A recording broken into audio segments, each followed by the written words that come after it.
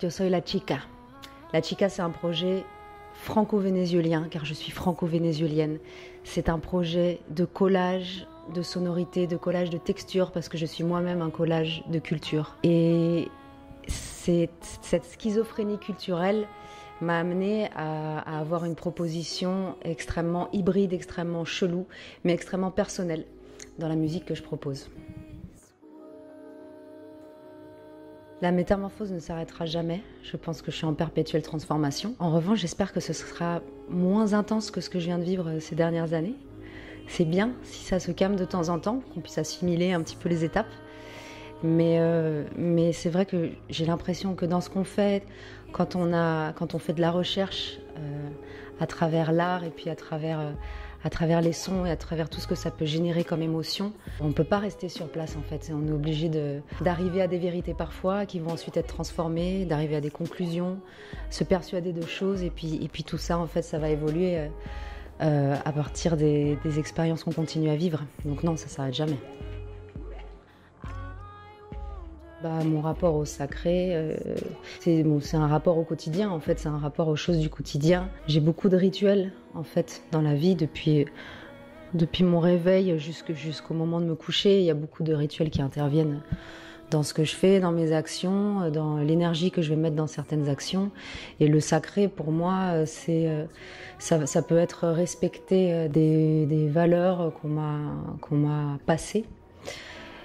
Dans ma famille et continuer à en faire quelque chose, continuer à les faire vivre. Le sacré, c'est aussi la connexion que je vais avoir avec ce qui m'entoure, que ce soit la nature comme les humains. Le sacré, pour moi, c'est le respect, en fait. C'est le respect, pas forcément de valeur. Il y a quelque chose de beaucoup plus énergétique, en fait, pour moi. On parle d'énergie, on parle de transfert d'énergie, et il y a des choses qui se respectent. Et pour moi, le sacré, c'est ça.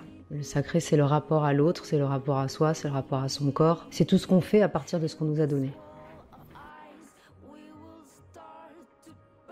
La tristesse, c'est hyper facile parce que je me replonge dans des situations, dans des états vécus et j'arrive à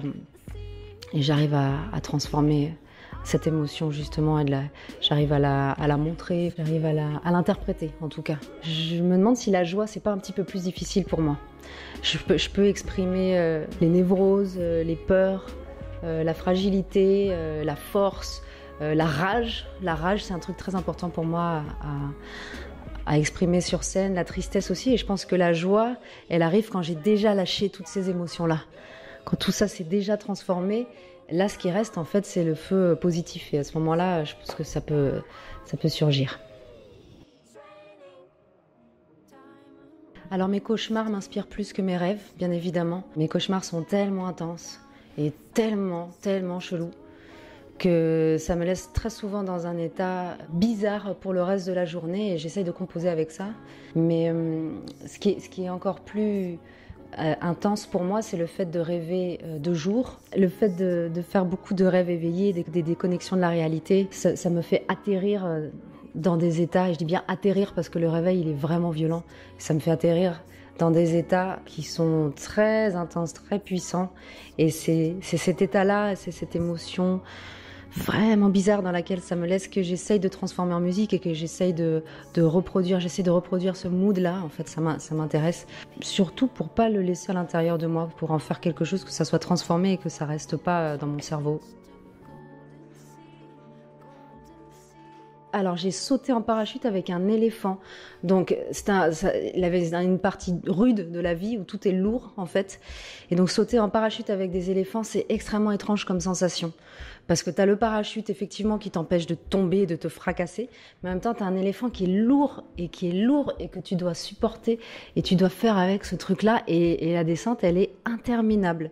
Et j'ai vécu un truc assez similaire avec des dromadaires, des bébés dromadaires qui sautaient du toit de l'immeuble de mes parents à Belleville. Et ils sautaient du toit et ils s'écrasaient pas par terre parce que leur bosse faisait un effet de parachute, justement. Donc ils sautaient, tous ces bébés dromadaires, et en fait, dès qu'ils commençaient à tomber un peu, l'air arrivait dans leur bosse et leur bosse se transformait en parachute et du coup, ils descendaient comme ça, comme des feuilles.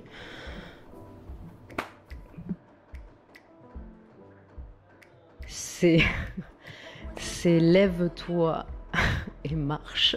Non, c'est pas du tout. Non, mais c'est lève-toi et fais. Fais. Alors, peu importe comment, quel chemin, par où tu passes, mais fais. Commence à faire et en fait, dans tout ce qui aura été fait, il y a forcément des choses qui vont te servir et des choses qui vont résonner plus tard.